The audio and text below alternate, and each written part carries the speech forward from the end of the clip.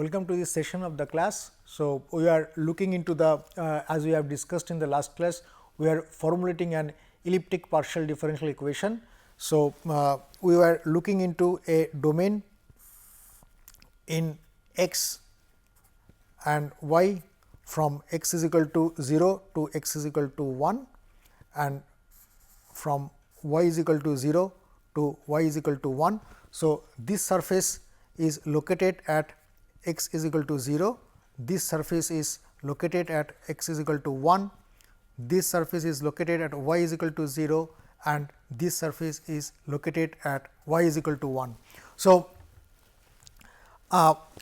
there are 4 surfaces. So, the governing equation to this problem is del square u del x square plus del square u del y square is equal to 0. Now, we put the initial boundary condition, we assume that at x is equal to at y is equal to 0. So, this boundary is located at y is equal to 0. At y is equal to 0, we have u is not 0 and it is some general function of f x or it may be constant. At y is equal to 0, u is equal to u naught or constant or some function of f, and at y is equal to 1, you have u is equal to let us say 0. At x is equal to 0, we consider u is equal to 0. At x is equal to 1, we have u equal to 0. So, if we have all the 4 boundary conditions to be homogeneous, then we are going to get a trivial solution. So, therefore, the particular solution or the non-trivial solution exists if and only if one of the boundary condition becomes non-homogeneous. Now, in this case, if you examine these 4 boundary conditions, the boundary conditions on x are all homogeneous, both the boundaries on x are homogeneous. So, you will be having a standard eigenvalue problem. You formulate a standard eigenvalue problem in x direction. Okay. So, what we do? We again do a separation of variable type of solution, because the all the governing equation is linear and the boundary conditions are all linear. So, therefore, we formulate u as a function of x and y should be a product of 2 terms. One is a sole function of x, another is a sole function of y. Now, this has to be substituted into the governing equation. Let us see what you get. We get y d square x dx square plus x d square y dy square must be equal to 0. So, you divide both side by x y. So, you will be getting 1 over x d square x dx square plus 1 over y d square y dy square is equal to 0. So, we will be getting d square x dx square 1 over x is equal to minus 1 over y d square y dy square. Now, the left hand side is a function of x alone, the right hand side is a function of y alone. They are equal and they are equal to some, they must be equal to some constant. Now, we have already examined the boundary conditions. We have observed that boundary conditions on x varying part are homogeneous in both the boundaries, but the boundary conditions in y are not homogeneous on both the boundaries. Therefore, the important thing is how we will be solving how we will be formulating the standard eigenvalue problem. We will be formulating the standard eigenvalue problem in the x direction only, because the x direction both the boundaries have homogeneous boundary conditions. So, these constants, so we formulate the standard eigenvalue problem in the x direction, but not on the y direction, because the boundary conditions on y direction, one of the boundary conditions in y direction is not homogeneous. So, therefore, this constant can be 0, can be positive, can be negative. So, if this constant is 0 and positive, we have already seen that we will be landing up with a trivial solution. So, this constant has to be a negative constant. So, I will be getting d square x dx square plus lambda square x is equal to 0. Now, we should write down the boundary conditions on x subject to at x is equal to 0, we have capital X is equal to 0, at x is equal to 1, we have capital X is equal to 0, simply because the original problem both the boundaries on x equal to 0 and x is equal to 1, they were homogeneous. So, in this problem also they will be having the homogeneous boundary conditions on x. Now, we have already seen the solution to this problem with the set of boundary conditions. This is a standard eigenvalue problem with the eigenvalues lambda n is equal to n pi and eigenfunctions are the sine functions, they are sine lambda n x or sine n pi x. I am not going to solve this problem. So, therefore, I will be writing down the solution. So, lambda n is equal to n pi, where the index n runs from 1 to infinity are the eigenvalues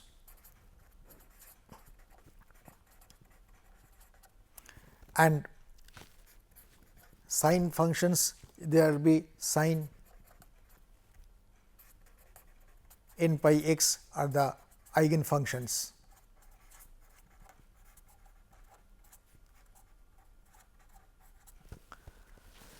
So, we get the x varying part. Let us look into the solution of y varying part.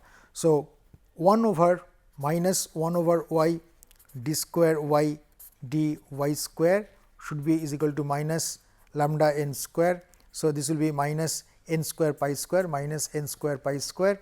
So, we write down the y as a subscript n corresponding to nth corresponding to the solution of nth eigenvalue n pi.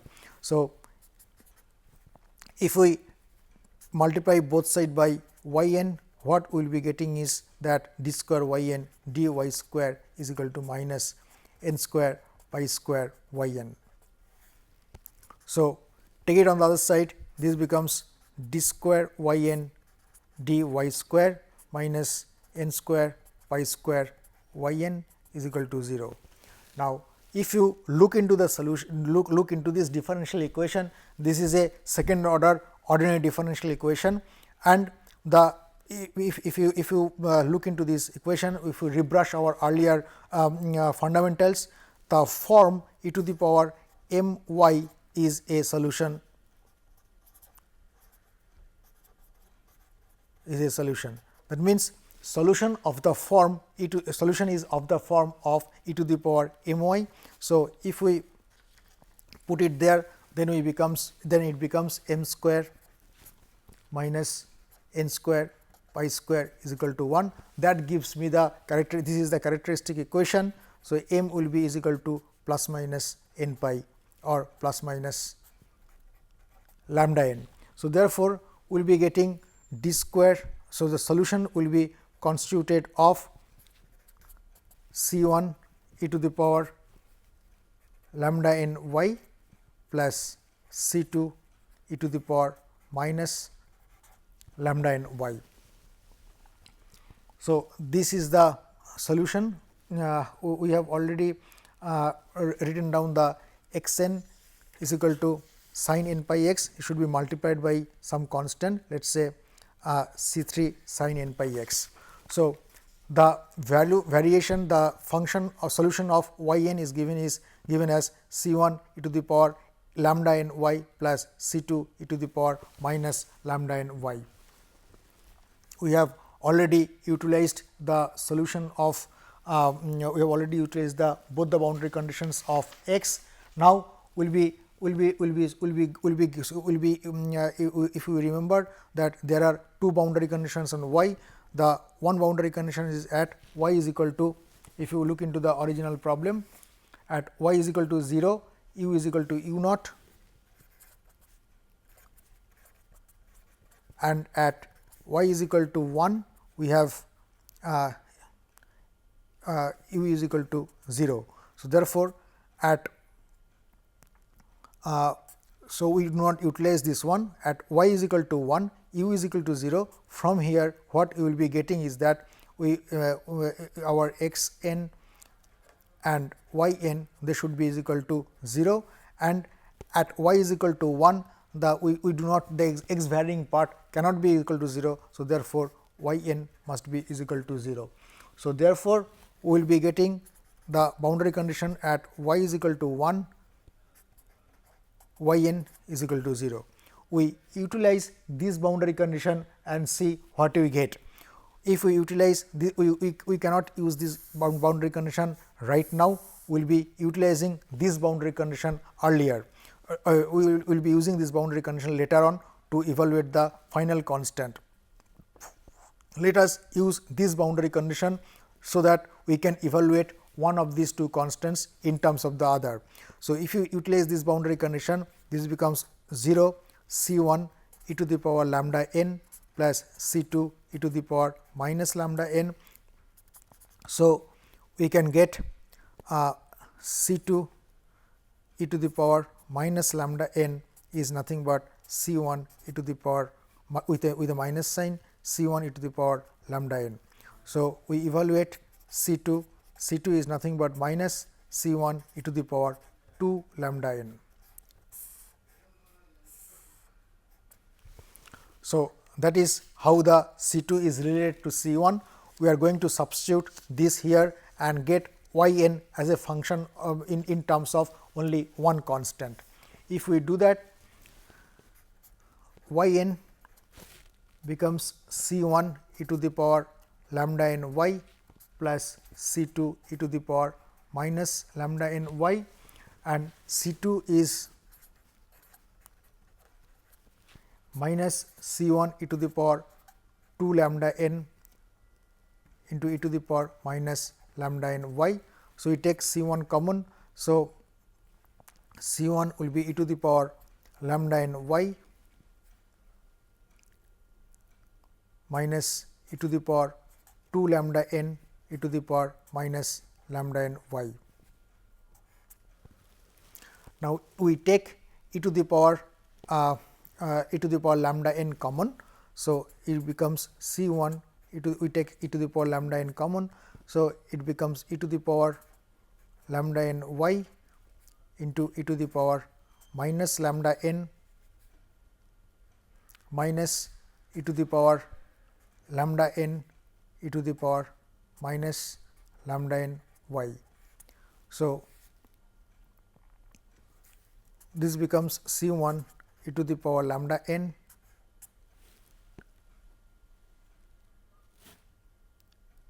e to the power lambda n, this becomes y minus 1 minus e to the power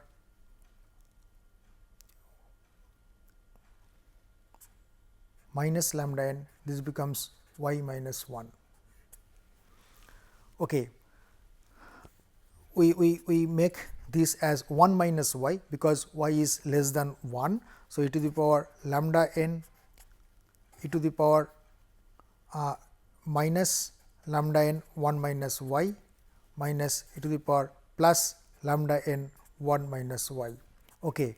So, this we take a minus sign out. So, minus C 1 e to the power lambda n should be is equal to e to the power lambda n into 1 minus y minus e to the power minus lambda n 1 minus y.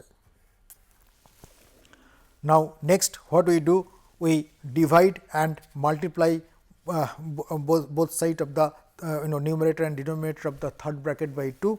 So, it will becomes minus 2 C 1 e to the power lambda n, and this becomes divided by 2 e to the power lambda n 1 minus y minus e to the power minus lambda n 1 minus y. So, if you look into this term in the square bracket, this becomes nothing but a sine hyperbolic term. So, y n y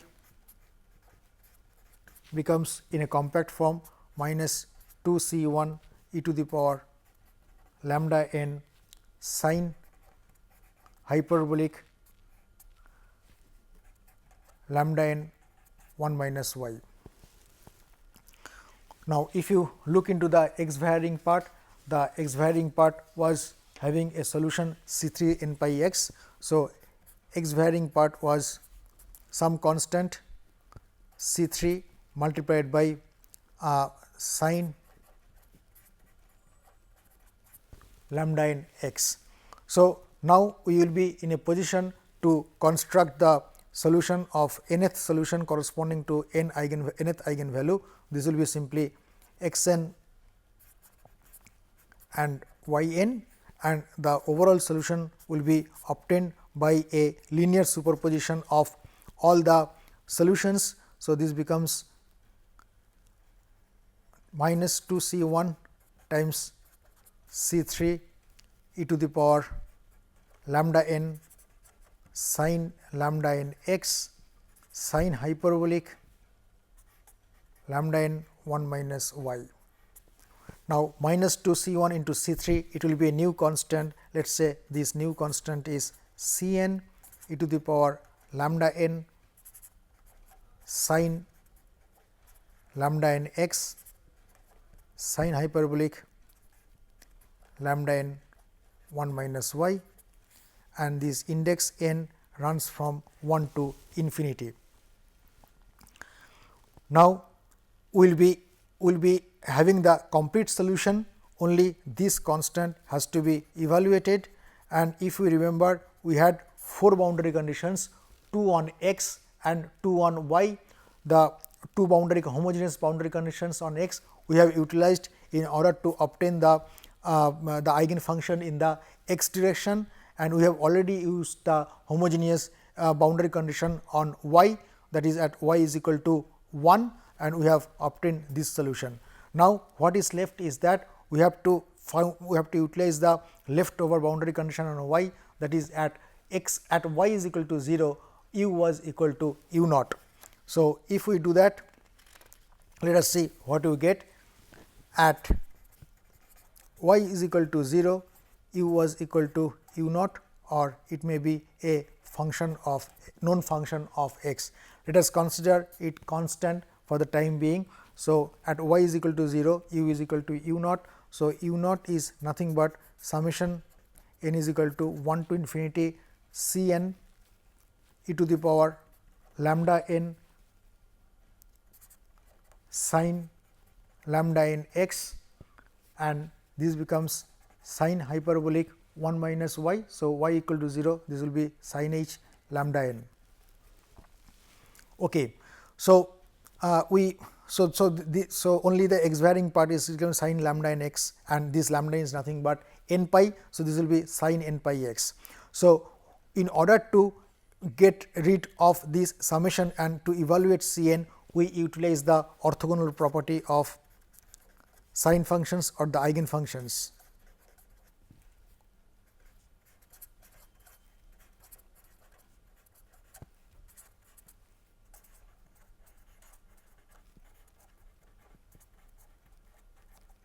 Eigenfunctions, and that becomes so we multiply both side by sine lambda m x dx and integrate over the domain of x. So, this becomes 0 to 1 u 0 sine lambda m x dx summation n is equal to 1 to infinity C n e to the power lambda n sin h lambda n integral 0 to 1 sin lambda n x sin lambda m x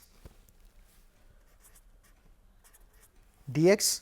So, this becomes u 0 lambda m is nothing but m pi. So, we have already evaluated this integral several times earlier. This becomes 1 minus cosine m pi divided by m pi,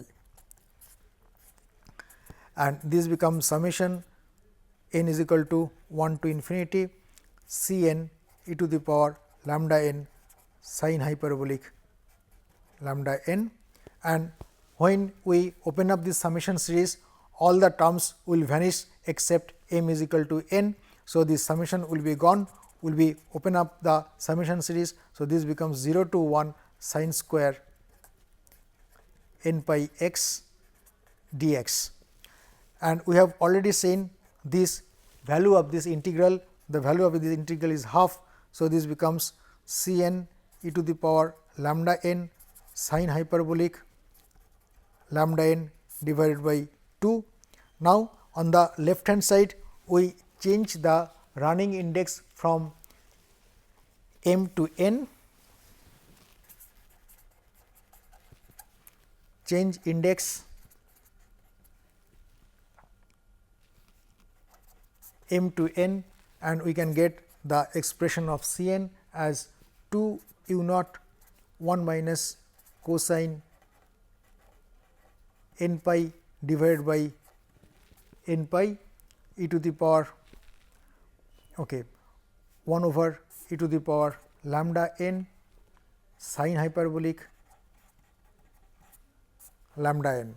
Now, we substitute this value of C m in the governing in the solution.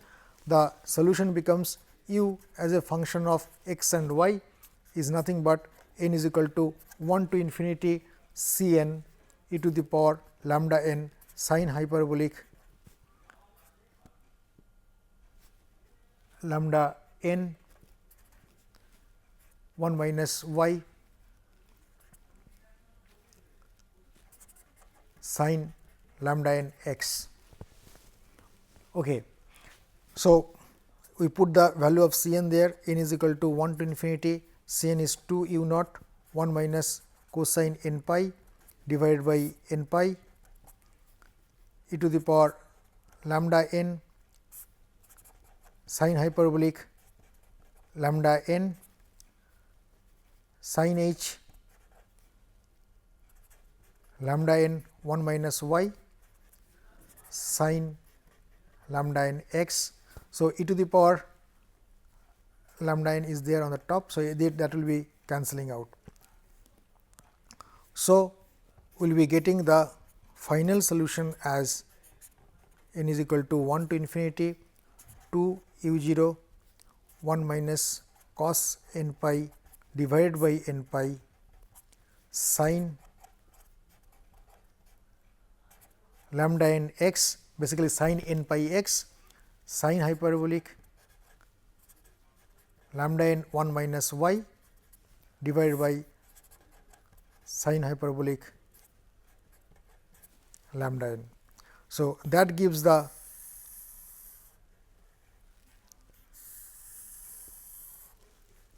complete solution of a parabolic partial differential equation in that is a parabolic partial differential equation, and which is a well posed parabolic partial differential equation. Now, if in this problem if we have a boundary condition something like this, let us repose the problem once again. Del square u del x square plus del square u del y square is equal to 0. Now, if we put the boundary conditions on y to be homogeneous, that means at y is equal to 0 and at y is equal to 1, if we have if you have u is equal to 0 and at x is equal to 0, if you have u is equal to u naught and at x is equal to 1, you have u is equal to 0, then we should have formed a standard eigenvalue problem in the y direction instead of u direction, because in the x direction, simply because in this particular problem the x boundary conditions, both the boundary conditions in x are not homogeneous.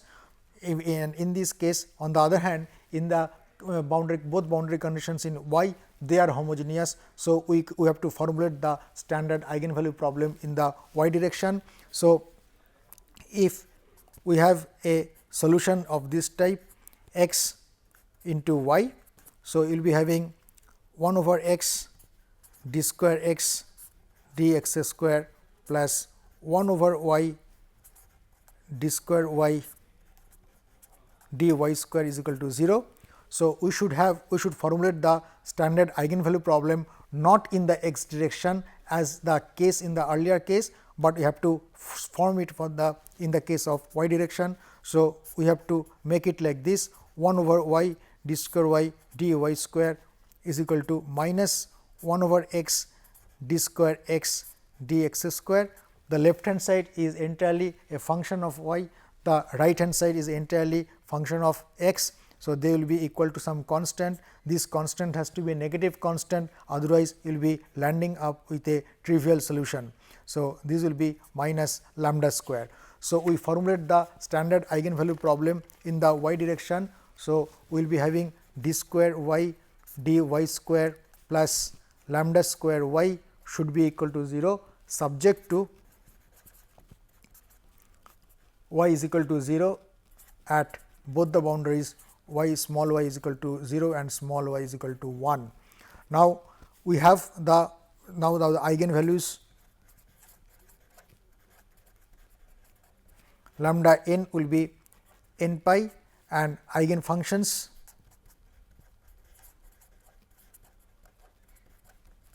will be y n some constant multiplied by sin n pi y.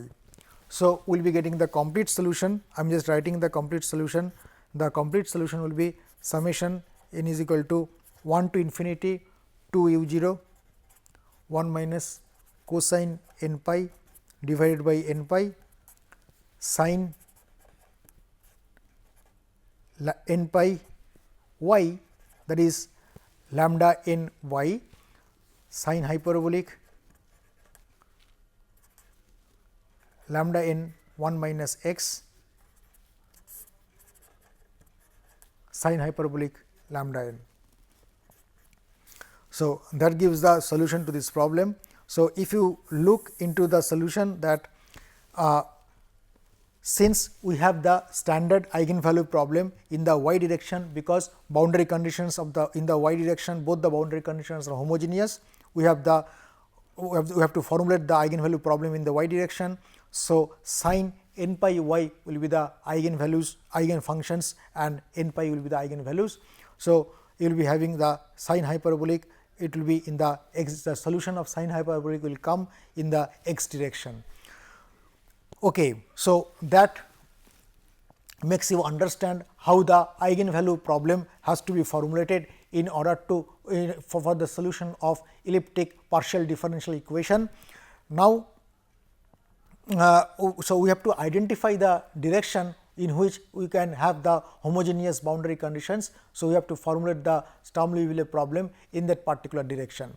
So, once we do that, then we use the other boundary condition, we get the solution of y the other direction, and we will be using the homogeneous boundary condition to reduce two constants into one constants, and finally, we will be getting the complete solution in the form of the summation series with one unknown constant needs to be evaluated. The unknown constant will be evaluated by using the non-homogeneous boundary condition in the other direction, and from that we will be getting the complete solution using the orthogonal property of the eigen functions. Now, if you have the in a general case, if we have the different boundary conditions which are not homogeneous, then we have to make the situation homogeneous first, and then we have to divide the problem into sub problem considering one non-homogeneity at a time. I will be again looking into solving a heat conduction problem in steady state heat conduction problem in 2 dimension. I will be taking up a chemical engineering application, steady state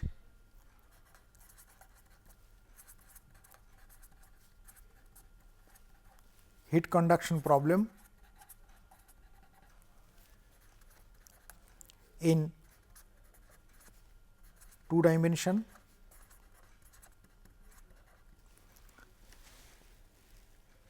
So, in one case you will be having del square T,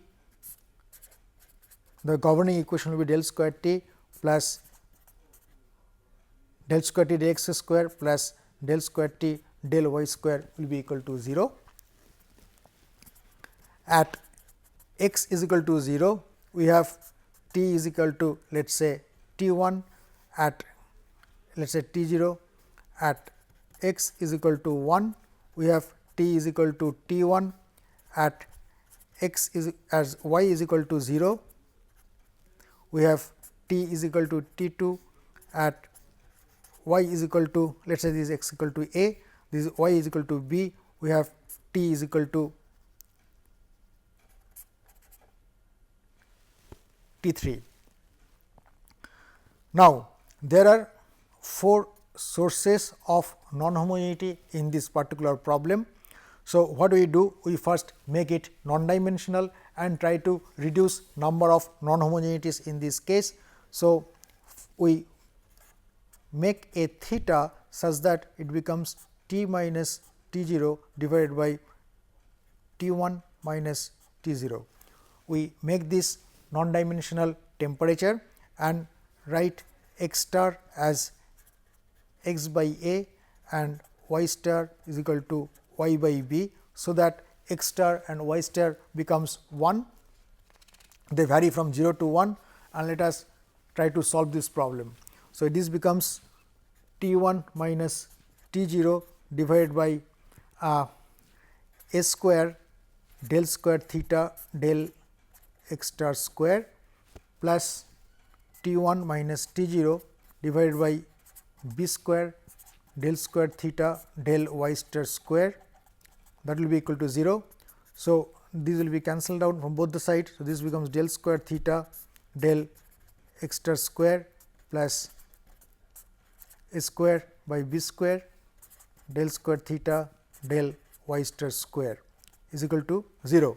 So, we are going to have del square theta del x star square plus kappa square del square theta del y star square is equal to 0, where kappa is nothing but the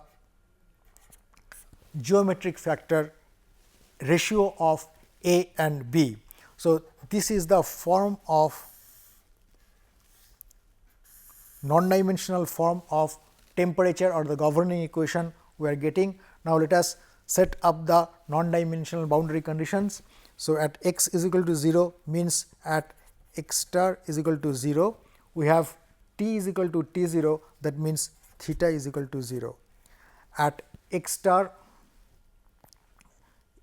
is equal to 1, x equal to a means at x star is equal to 1, we have t is equal to t 1. So, therefore, theta becomes t 1 minus 0 divided by t 1 minus 0. So, this becomes 1. At y is equal to 0 means at y star is equal to 0, your theta is equal to t 2 minus t 1, t 2 minus t 0 divided by t 1 minus t 0. So, this becomes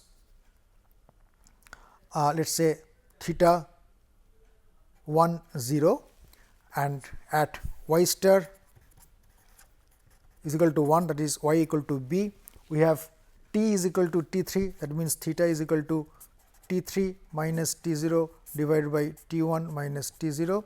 So, this will be theta 2 0. Now, if you look into this problem has one homogeneous boundary condition, but 3 non-homogeneous boundary conditions. So, this problem has to be divided into 3 sub problems considering one non-homogeneity at a time. If you do that, you will be getting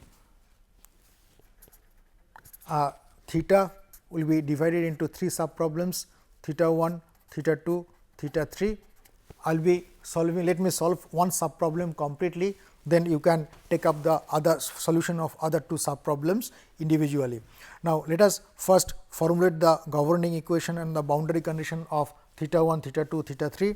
So, governing equation of theta 1 will be del square theta 1 del x star square plus kappa square del square theta 1 del y star square is equal to 0. So, at x star is equal to 0, your theta 1 becomes 0. at x star is equal to 1, theta 1 is equal to 0, at y star is equal to 0, theta 1 is equal to theta 1 naught, at y star is equal to 1, theta 1 is equal to 0. So, in this problem what we have done? We have kept only one non-homogeneity at a time, we forced the other non-homogeneities to vanish. So, that is the problem theta 1. Then next we solve the problem, we formulate the problem theta 2. This will be del square theta 2 del x star square plus kappa square del square theta 2 del y star square should be is equal to 0, at x star is equal to 0, theta 2 is equal to 0, at x star is equal to 1, theta 2 is equal to 0, at y star is equal to 0, theta 2 is equal to 0, at y star is equal to 1. We keep that non-homogeneity intact. So, theta 2 is equal to theta 2 naught.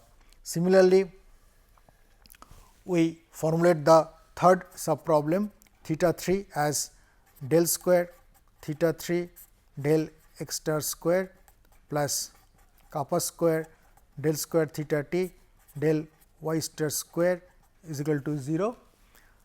Boundary conditions at x star is equal to 0, theta 3 is equal to 0, at x star is equal to 1, theta 3 is equal to 1.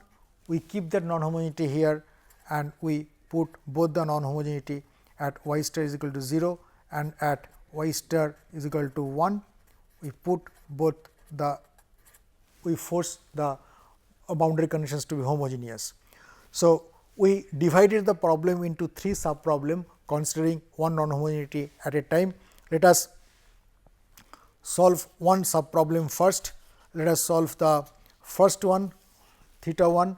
So, theta 1 we have a, if you look into the boundary conditions, the boundary conditions, the in the x direction the theta 1 is having, they are having the homogeneous boundary condition. So, we should formulate a standard eigenvalue problem in x direction, not in y direction for the sub problem theta 1. So, if you take up the sub problem theta 1 should be composed of a function of x alone and a function of y alone. So, this will be 1 over x d square x d x star square plus kappa square by y d square y d y star square is equal to 0. So, since the boundary conditions in the x directions are homogeneous, so we formulate the standard eigenvalue problem in the x direction.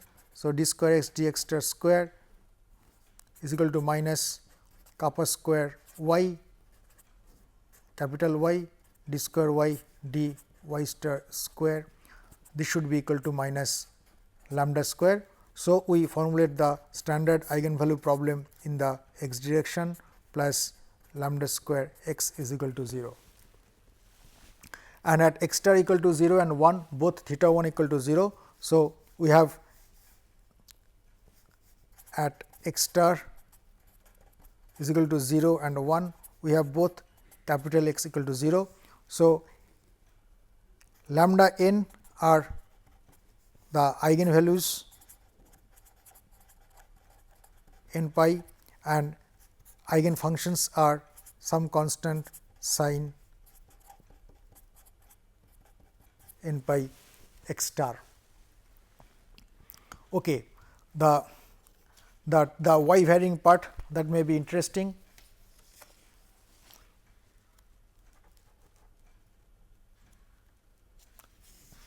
The y varying part becomes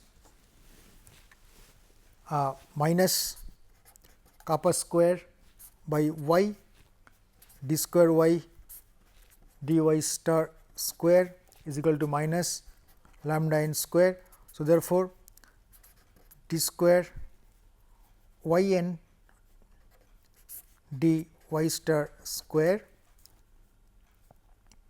plus okay, we will bring it to the other side. So, minus lambda n square by kappa square y is equal to 0. So, this becomes d square y n d y star square minus alpha n square times y, where alpha n nothing but a scaled lambda n. So, it is equal to nothing but n pi divided by kappa. So, the solution of y n is nothing but c 2 e to the power alpha n y star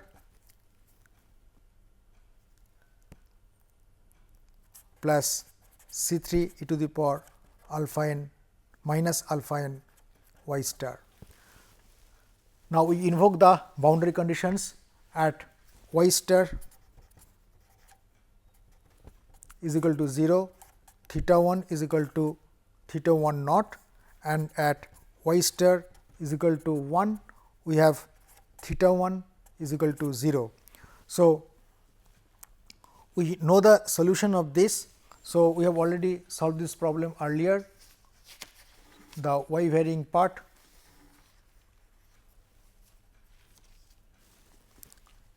So, if you look into the solution, so I am just doing it once again, because I have the solution here.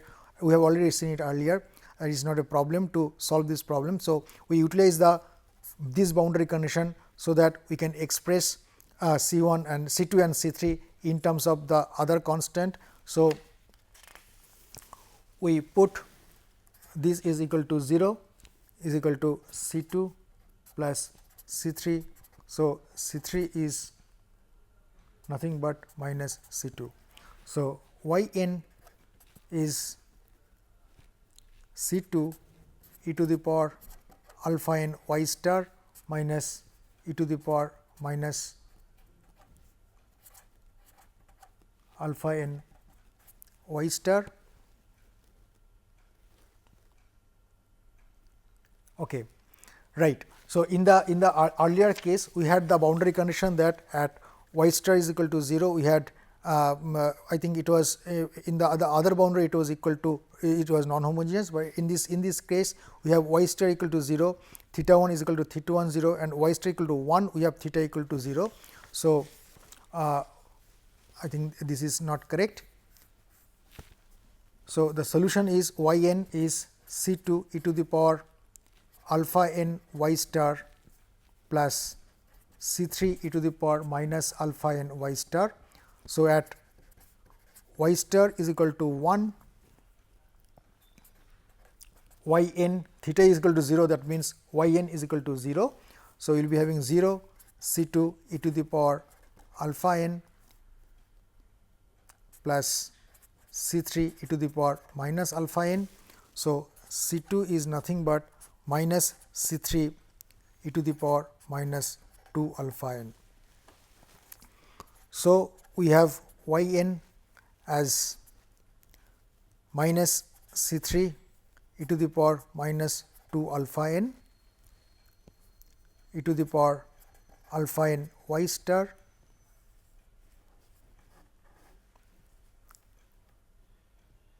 plus C 3 e to the power minus alpha n y star.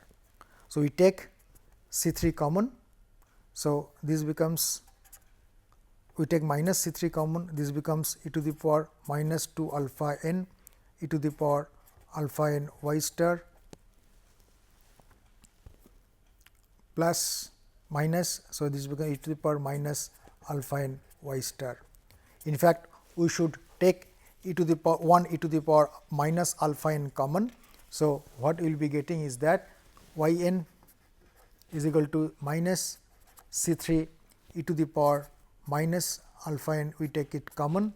So, this becomes e to the power minus alpha n e to the power alpha n y star minus e to the power plus alpha n e to the power minus alpha n y star. Let us see what we get. So, minus C 3 e to the power minus alpha n e to the power minus alpha n, take it common, 1 minus y star minus e to the power plus alpha n 1 minus y star.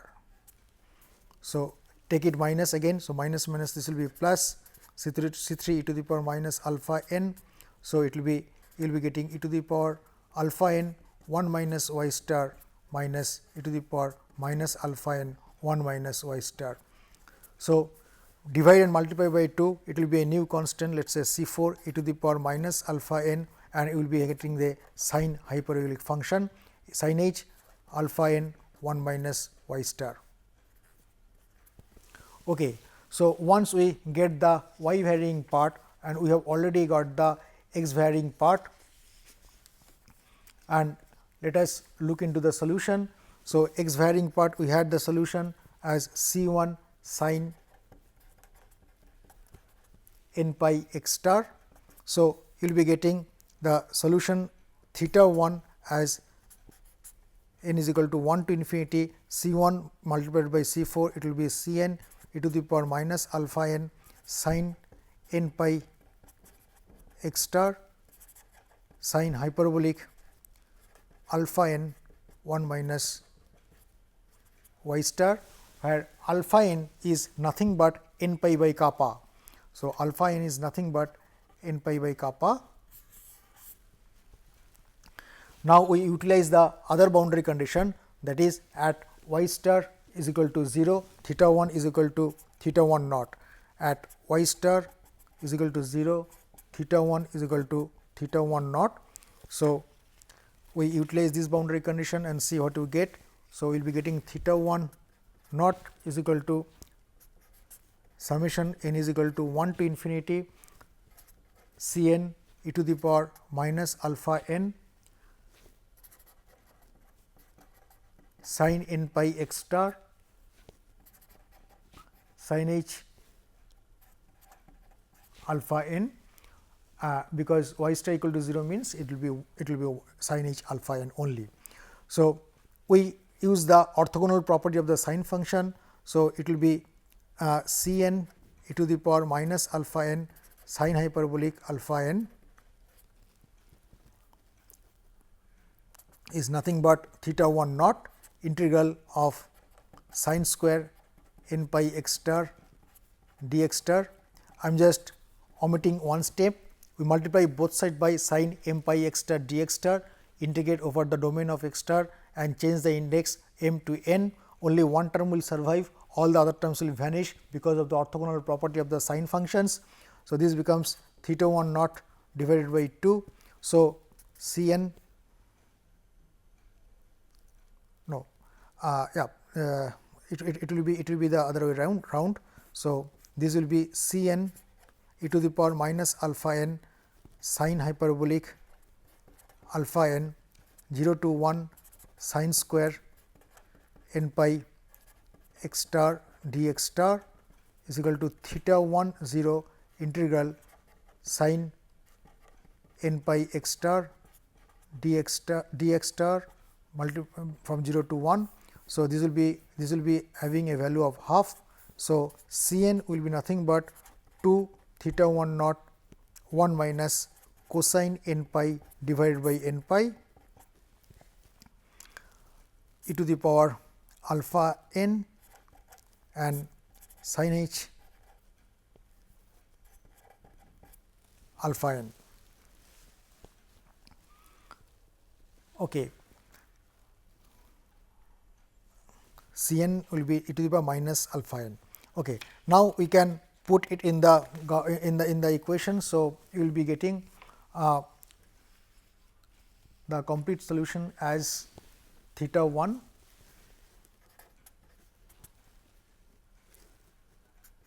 summation to theta 1 naught 1 minus cos n pi divided by n pi e to the power minus alpha n, and that will be cancelled out. So, you will be getting sin hyperbolic sin n pi x star and sin hyperbolic alpha n 1 minus y star divided by sin hyperbolic alpha n.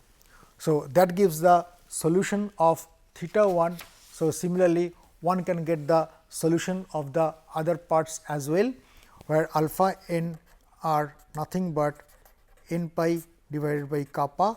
So, this will be basically in terms of original variables, this is a by b. So, that is a geometric factor. So, it is nothing but lambda n by kappa. So, similarly, one can obtain the, if you look into the theta 2 varying theta 2. So, we have completely solved theta 1. If you look into the theta 2 is having the homogeneous boundary conditions in the x direction and a non homogeneity in the y direction, the same way we had earlier. So, we will be having a since we will be having homogeneous boundary conditions in x direction, we will be having the boundary condition, the eigenvalue problem in the x direction, and the boundary conditions on y star is non homogeneous. So, we will be utilizing these boundary conditions later on to evaluate the final constant. Okay. So, this roughly shows that I am not going to solve this problem theta 2 and theta 3 completely in this class, but the same way they can be solved and we can get the complete solution of theta 1, theta 2 and theta 3, and we will be once we will be getting the different solutions of theta 1, theta 2 and theta 3, we can superpose each of them and can get the complete solution. So, next what I will be, so we have already seen how to take up the well posed basic problem for an elliptic partial differential equation. So, even if the boundary conditions are not homogeneous, one can make them homogeneous by breaking down the problem into sub problem considering one non homogeneity at a time, and by that one can decompose the each sub problem as a basic problem, and one can go ahead with the solution, and then sum this all up, one can get the complete solution. One thing, only one thing has to remember in the case of elliptical partial differential equation, that you have to identify the direction where the boundary conditions are homogeneous. So, you have to formulate the eigenvalue problem in that particular direction and then solve the problem. So, ultimately you will be getting the eigen functions in that particular direction. On the other direction, you will be getting a solution with two constants of integration. Using the homogeneous boundary condition, you evaluate one constant in terms of the other. So, you obtain the final solution, only one constant needs to be determined. This constant will be determined by utilizing the non homogeneous boundary condition of the original problem, and once you using the orthogonal property of the eigen functions, after that you will be getting the complete solution by superposing all such individual problem and add them up. Okay. I will stop the lecture here in this class. I will take up the solution of hyperbolic partial differential equation in the next class. Thank you very much.